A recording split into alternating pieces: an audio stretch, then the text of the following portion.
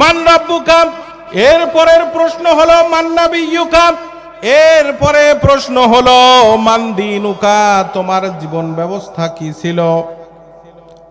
আমাদের জীবন ব্যবস্থা ছিল মানুষের তৈরি করা একটা সংবিধান, মানুষের তৈরি করা একটা কিতাব, যেই কিতাবের ভেতরে, যেই সংবিধানের ভেতরে 4টা মূলনীতি। আমাদের দেশের সংবিধানের ভেতরে কয়টা মূলনীতি জোরে বলেন? আমাদের দেশের সংবিধানের ভেতরে 4টা মূলনীতি। একটা হলো সমাজতন্ত্র, একটা হলো সেকুলারিজম, ধর্মনিরপেক্ষ মতবাদ। যেই দুটের কথা প্রথমে বললাম, এই সমাজতন্ত্র এবং ধর্মনিরপেক্ষ মতবাদ, এই দুই মতবাদেই হলো হারাম মতবাদ, কুফরি মতবাদ। ঠিক না ঠিক? 3 নম্বর মূল মন্ত্র হলো জাতীয়তাবাদ। এই সমস্ত মন্ত্রগুলো, এই সমস্ত তন্ত্র মন্ত্রগুলো, যে সমস্ত তন্ত্র মন্ত্র দিয়ে সংবিধান সাজানো হয়েছে, এই সমস্ত তন্ত্র মন্ত্রগুলো মানুষের তৈরি করা তন্ত্র মন্ত্র। এই সমস্ত মন্ত্র আল্লাহ দেয় নাই। আল্লাহ রাব্বুল আলামিন কোরআন শরীফের ভেতরে বলেছেন, ইন্নাদ-দীনা ইনদাল্লাহিল ইসলাম, আমার মনোনীত ধর্ম একমাত্র জীবন ব্যবস্থা হলো ইসলাম। জোরে বলেন সুবহানাল্লাহ। আল্লাহ রাব্বুল আলামিনের দেয়া একমাত্র জীবন ব্যবস্থা হলো ইসলাম, কিন্তু আমাদের জীবন ব্যবস্থা হলো মানুষের তৈরি করা। ইসলাম পছন্দ হয় নাই, ইসলামকে 2 ভাগে বিভক্ত করে দিয়েছে। এক রকম ইসলাম হলো মসজিদে থাকবে, মাদ্রাসায় থাকবে, আর একটা ইসলাম হলো শুধুমাত্র টুপি মাথায় পাঞ্জাবি পরে মানুষের বাড়িতে খতম করবে। যারা দেশ চালাবে তারা স্কুল কলেজ ইউনিভার্সিটিতে পড়বে, আর যারা মসজিদ মাদ্রাসায় এতিমখানা চালাবে তারা হলো ওই যে মাদ্রাসা নামক শিক্ষা প্রতিষ্ঠানে পড়বে। বলেন ঠিক না ঠিক? স্কুল কলেজে যারা পড়ালেখা করবে, বিশ্ববিদ্যালয়ে যারা পড়ালেখা করবে, এরা রাষ্ট্র চালাবে, যার কারণে ওই প্রতিষ্ঠানগুলোর বেতন দেয় রাষ্ট্র। ঠিক না ঠিক?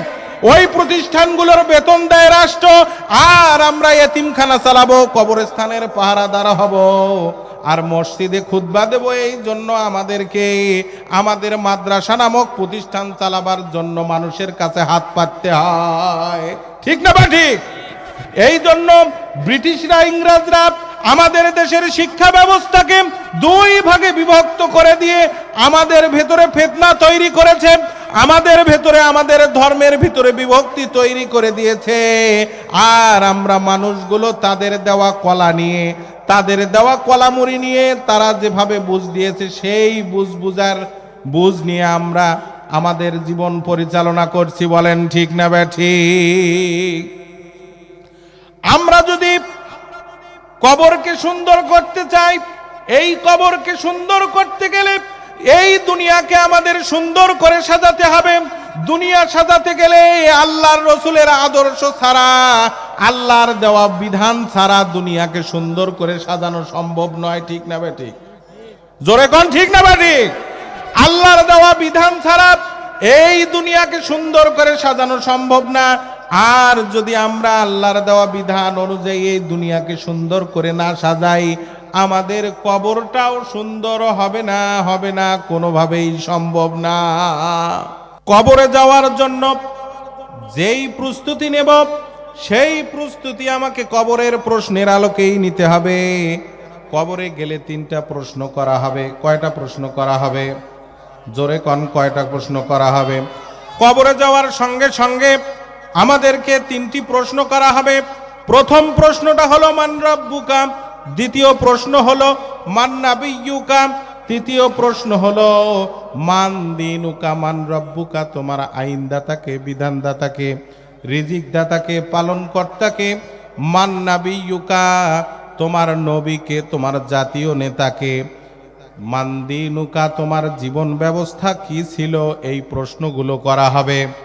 আল্লাহর নবী বলেন, মুহাম্মাদুর রাসূলুল্লাহ সাল্লাল্লাহু আলাইহি ওয়াসাল্লাম বলেন, কবরে যখন তোমাকে রেখে আসা হবে, প্রথম ব্যক্তি যখন তোমার কবরে 3 মুষ্টি মাটি দিবে, আউযু বিল্লাহি মিনাশ শাইতানির রাজিম বিসমিল্লাহির রাহমানির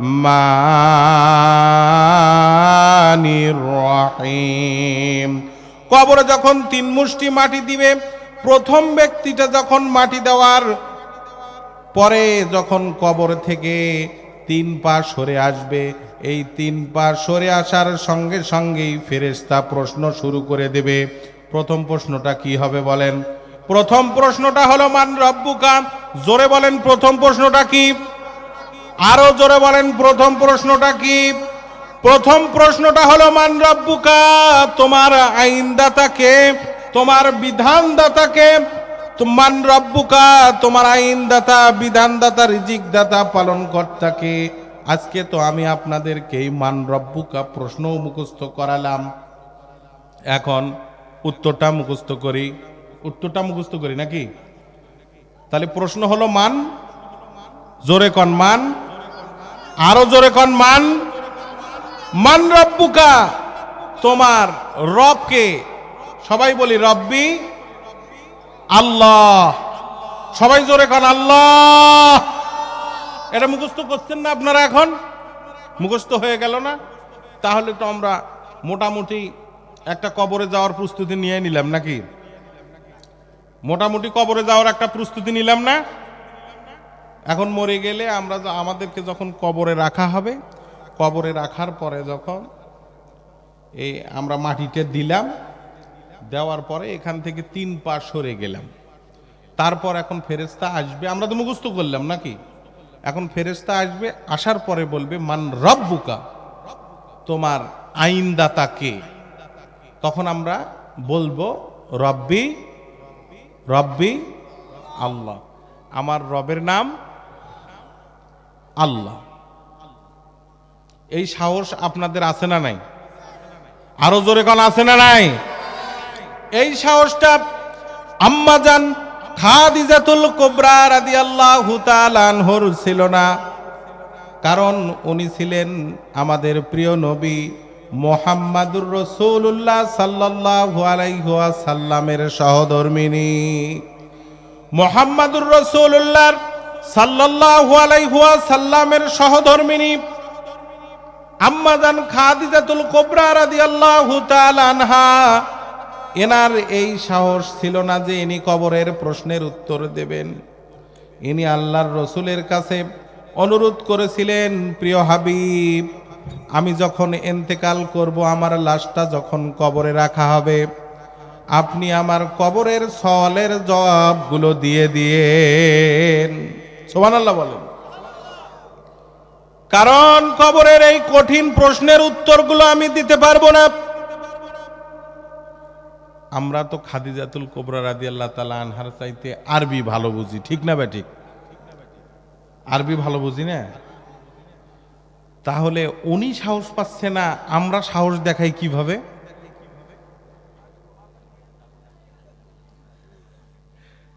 মানে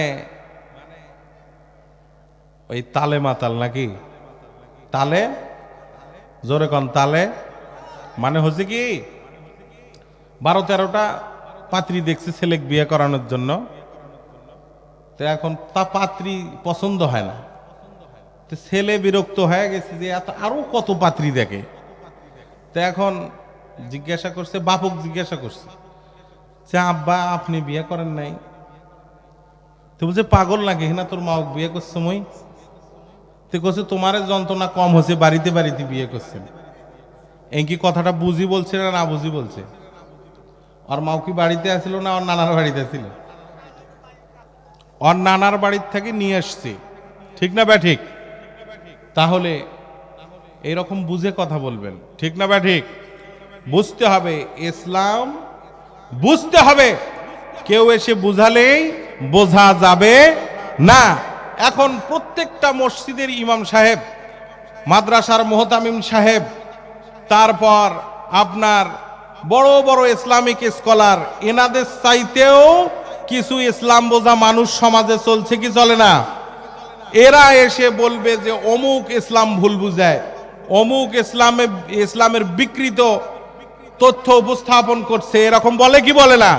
নিজের মুখে দাড়ি নাই, নিজের মাথায় টুপি নাই, নিজের গায়ে জুব্বা নাই, নিজে নামাজ পড়ে না, কিন্তু আমরা যখন ইসলাম বুঝাবো তখন ওরা বলে আমরা নাকি ভুল বুঝেছি। ঠিক না ঠিক? এরকম বেয়াদব আছে না নাই? এরকম বেয়াদব আছে। আম্মাজান খাদিজাতুল কুবরা আল্লাহর রাসূলের কাছে আরজ করলেন, ইয়া রাসূলুল্লাহ, ইয়া হাবিবাল্লাহ, আপনি আমার প্রশ্নের উত্তরগুলো, কবরের প্রশ্নের উত্তরগুলো দিয়ে দিবেন।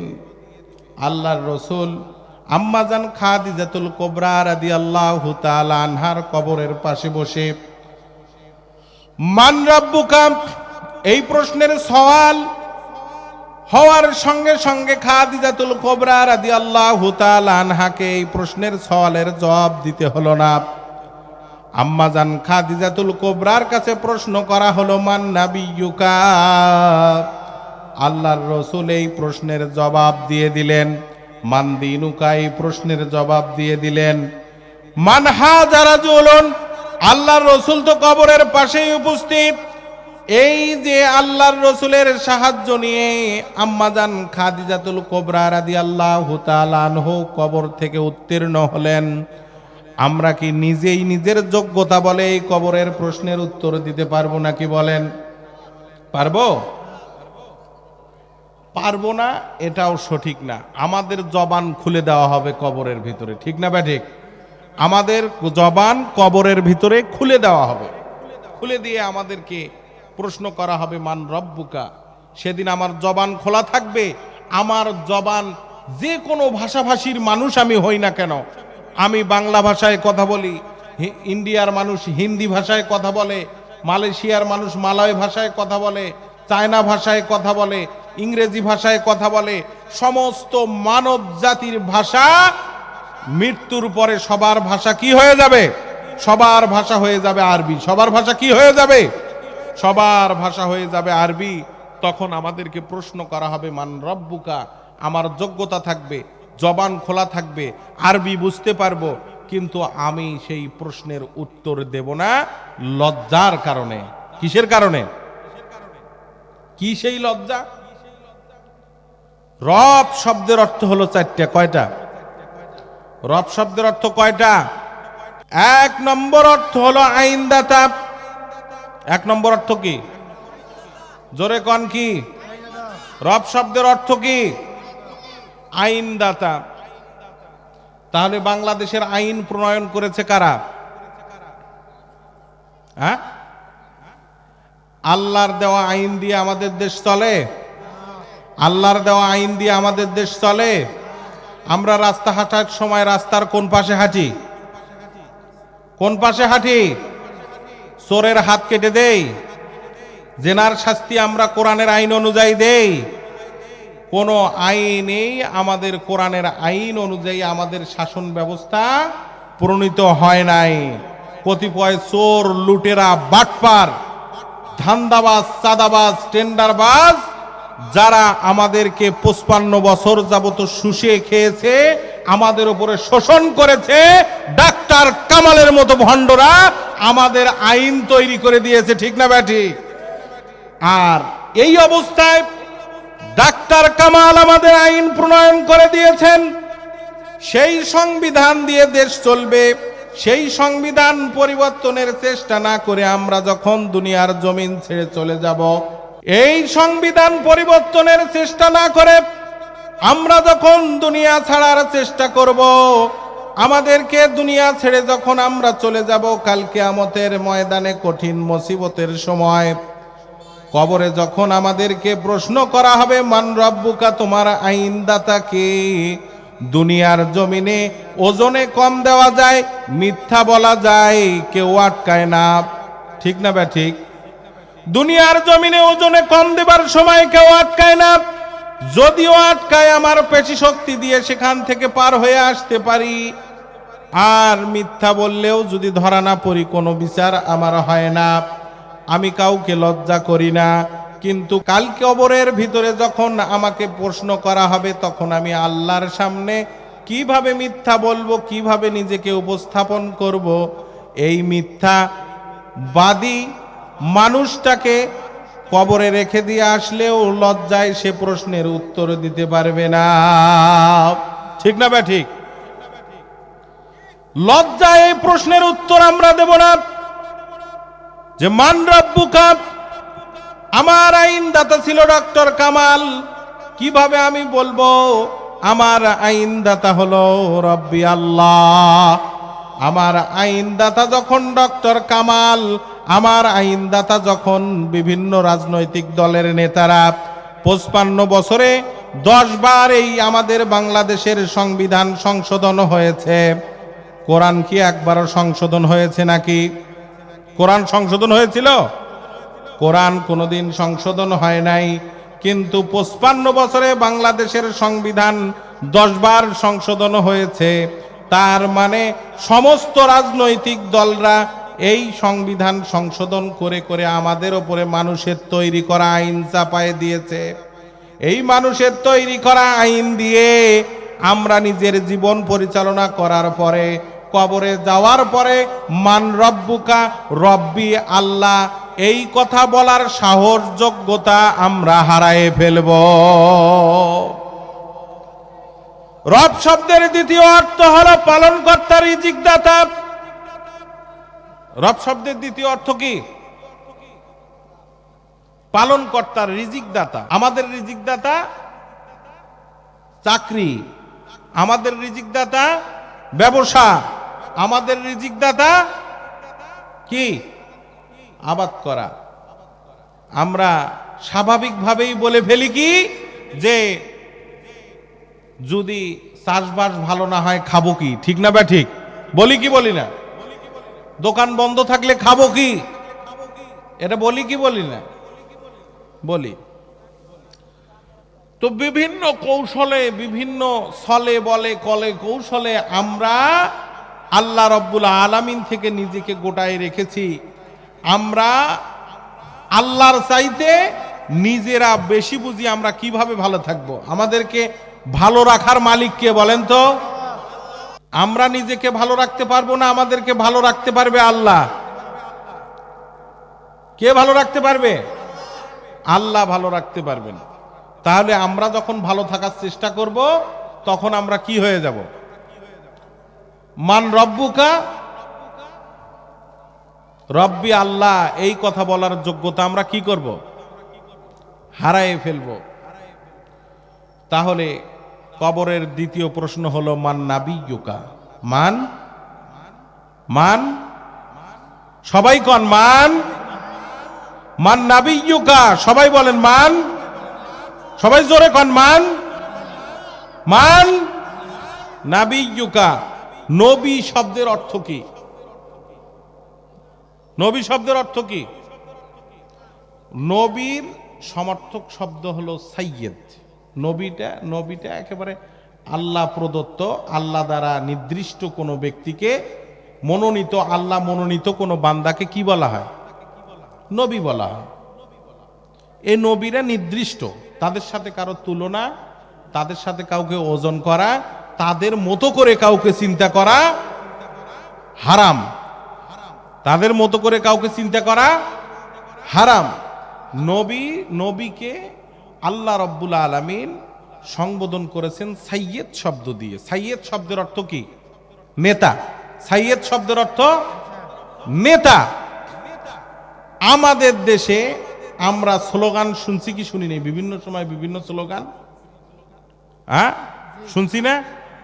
আমরা সবাই তাহের সেনা ভয় করি না, বুলেট বোমা। বলছি কি বলি নাই? আমরা সবাই তাহের সেনা ভয় করি না, বুলেট বোমা। আমরা সবাই মজিব সেনা ভয় করি না, কথা কয় না, বুলেট বোমা। কিন্তু আলেম ওলামা যারা মসজিদের ইমাম, মাদ্রাসার মুহতামিম, আপনাদের সমাজে আলেম ওলামা আছে না? তারা কি এই ধরনের স্লোগান কোনোদিন দিছে? দেয় নাই। তারা কি স্লোগান দিছে?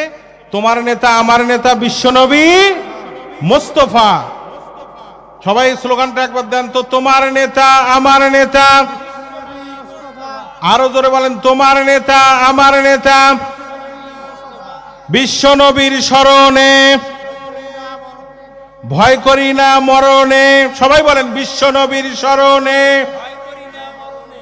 আমরা সবাই রসুল সেনা। আরো জোরে বলেন আমরা সবাই রসুল সেনা। নারায়ে তাকবীর।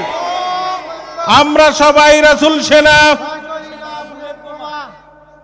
রাসূল ছাড়া অন্য কাউকে নেতা মানা কি হারাম। রাসূল ছাড়া অন্য কাউকে নেতা মানা হারাম। যেটা মানবে ওটা কবরে মান নাবিয়ুকা এই প্রশ্নের উত্তর দিতে পারবে না। যারা মানুষের তৈরি করা রাজনৈতিক দল, যারা মানুষের তৈরি করা আইন প্রতিষ্ঠার জন্য কাজ করবে, তাদের কবরের ভেতরে আযাব, গজব এবং বিপদ কোনোদিন আর শেষ হবে না। চিরস্থায়ীভাবে তাদেরকে কোথায় যেতে হবে? চিরস্থায়ীভাবে কোথায় থাকতে হবে? মান রাব্বুকা, এরপরের প্রশ্ন হলো মান নাবিয়ুকা, এরপরে প্রশ্ন হলো মান দীনুকা, তোমার জীবন ব্যবস্থা কি ছিল? আমাদের জীবন ব্যবস্থা ছিল মানুষের তৈরি করা একটা সংবিধান, মানুষের তৈরি করা একটা কিতাব। যেই কিতাবের ভেতরে, যেই সংবিধানের ভেতরে 4টা মূলনীতি। আমাদের দেশের সংবিধানের ভেতরে কয়টা মূলনীতি জোরে বলেন? আমাদের দেশের সংবিধানের ভেতরে 4টা মূলনীতি। একটা হলো সমাজতন্ত্র, একটা হলো সেকুলারিজম, ধর্মনিরপেক্ষ মতবাদ। যেই দুটের কথা প্রথমে বললাম, এই সমাজতন্ত্র এবং ধর্মনিরপেক্ষ মতবাদ, এই দুই মতবাদেই হলো হারাম মতবাদ, কুফরি মতবাদ। ঠিক না ঠিক? 3 নম্বর ওখানে 3 নম্বর মূল মন্ত্র হলো জাতীয়তাবাদ। এই সমস্ত মন্ত্রগুলো, এই সমস্ত তন্ত্র মন্ত্রগুলো, যে সমস্ত তন্ত্র মন্ত্র দিয়ে সংবিধান সাজানো হয়েছে, এই সমস্ত তন্ত্র মন্ত্রগুলো মানুষের তৈরি করা তন্ত্র মন্ত্র। এই সমস্ত মন্ত্র আল্লাহ দেয় নাই। আল্লাহ রাব্বুল আলামিন কোরআন শরীফের ভেতরে বলেছেন, ইন্নাদ-দীনা ইনদাল্লাহিল ইসলাম, আমার মনোনীত ধর্ম একমাত্র জীবন ব্যবস্থা হলো ইসলাম। জোরে বলেন সুবহানাল্লাহ। আল্লাহ রাব্বুল আলামিনের দেয়া একমাত্র জীবন ব্যবস্থা হলো ইসলাম, কিন্তু আমাদের জীবন ব্যবস্থা হলো মানুষের তৈরি করা। ইসলাম পছন্দ হয় নাই, ইসলামকে 2 ভাগে বিভক্ত করে দিয়েছে। এক রকম ইসলাম হলো মসজিদে থাকবে, মাদ্রাসায় থাকবে। আর একটা ইসলাম হলো শুধুমাত্র টুপি মাথায় পাঞ্জাবি পরে মানুষের বাড়িতে খতম করবে। যারা দেশ চালাবে তারা স্কুল কলেজ ইউনিভার্সিটিতে পড়বে, আর যারা মসজিদ মাদ্রাসায় এতিমখানা চালাবে তারা হলো ওই যে মাদ্রাসা নামক শিক্ষা প্রতিষ্ঠানে পড়বে। বলেন ঠিক না ঠিক?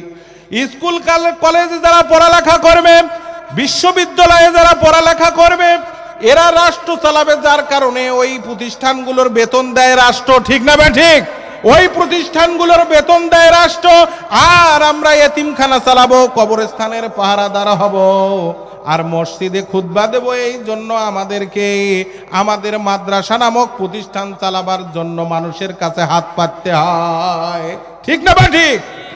এই জন্য ব্রিটিশরা, ইংরেজরা আমাদের দেশের শিক্ষা ব্যবস্থাকে 2 ভাগে বিভক্ত করে দিয়ে আমাদের ভেতরে ফিতনা তৈরি করেছে, আমাদের ভেতরে, আমাদের ধর্মের ভিতরে বিভক্তি তৈরি করে দিয়েছে। আর আমরা মানুষগুলো তাদের দেওয়া কলা নিয়ে, তাদের দেওয়া কলামুড়ি নিয়ে, তারা যেভাবে বুঝ দিয়েছে সেই বুঝ নিয়ে আমরা আমাদের জীবন পরিচালনা করছি। বলেন ঠিক না ঠিক? আমরা যদি কবরকে সুন্দর করতে চাই, এই কবরকে সুন্দর করতে গেলে এই দুনিয়াকে আমাদের সুন্দর করে সাজাতে হবে। দুনিয়া সাজাতে গেলে আল্লাহর রসুলের আদর্শ ছাড়া, আল্লাহর দেওয়া বিধান ছাড়া দুনিয়াকে সুন্দর করে সাজানো সম্ভব নয়। ঠিক না ঠিক? জোরে কোন ঠিক না ঠিক?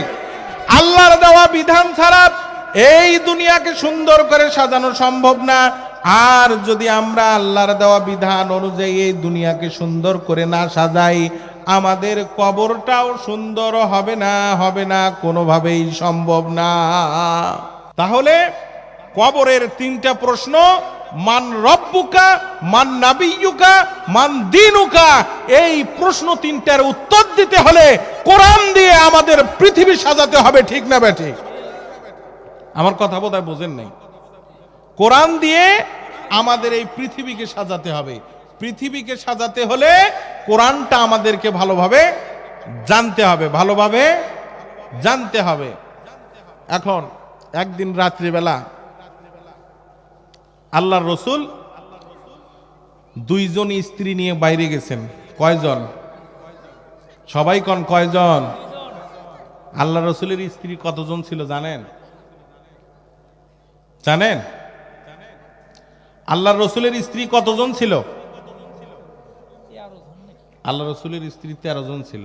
এই লোক জানে, জামাত ইসলাম করে, এই জন্য এই লোক জানে। আল্লাহ রসুলের স্ত্রী কতজন? আরো জোরে কোন কতজন? আল্লাহর রসুলের স্ত্রী ছিলেন 13 জন। মনে মনে কারা কারা নিয়ত করছেন যে কালি আর একটা বিয়ে করিম? শোনেন, আল্লাহর রসুলের স্ত্রী 13 জন। আমাদের জন্য বিয়ে করা জায়েজ হলো 4 জন। কয়জন? 4 জন।